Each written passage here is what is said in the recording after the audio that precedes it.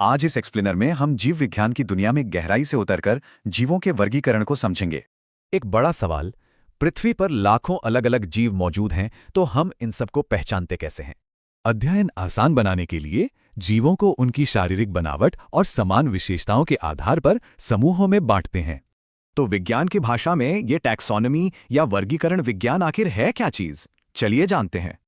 ये एक वैज्ञानिक तरीका है जो पूरी तरह से आकृति विज्ञान, शारीरिकी, पारिस्थितिकी और आनुवांशिकी पर टिका होता है।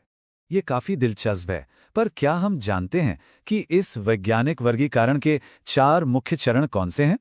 इस पूरी प्रक्रिया को एक बेहतरीन और व्यवस्थित फ्लोचार्ट के जरिए बहुत आसानी से समझा जा सकता है। ये 4 अहम चरण हैं।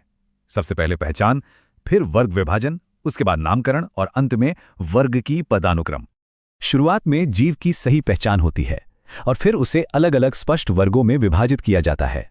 इसके बाद उसे एक सर्वमान्य वैज्ञानिक नाम दिया जाता है और फिर एक व्यवस्थित पदानुक्रम तैयार होता है। लेकिन सोचने वाली बात है, इतनी मेहनत क्यों? आखिर इस लंबी प्रक्रिया का मुख्य उद्देश्य क्या है? इसका सीधा लक्ष्य है जीवों को पहचानना, उन्हें सही आरोही क्रम में रखना और उनके जैविक विकास को समझना। इंसानों ने ये सब पहली बार कैसे सीखा? चलिए वर्गीकरण के इस दिलचस्प इतिहास पर एक नजर डालते हैं।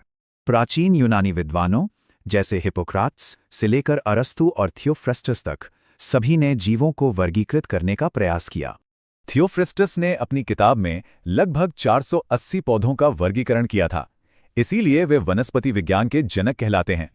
और प्लिनी द एल्डर, उन्होंने तो अपनी मशहूर किताब नेचुरलिस हिस्टोरिया में करीब 1000 पादप प्रजातियों को बांटा।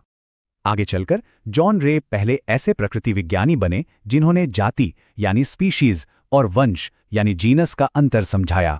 पर एक बड़ा सवाल, आधिकारिक तौर पर वर्गीकरण विज्ञान का जनक या फादर ऑफ टैक्सोनॉमी किसे माना जाता है? जवाब है कैरोलस लिनस। उनकी किताब सिस्टेमा नेचुरी ने ही हमारी आधुनिक वर्गीकरण प्रणाली की मजबूत नींव रखी थी। ये लिनियस ही थे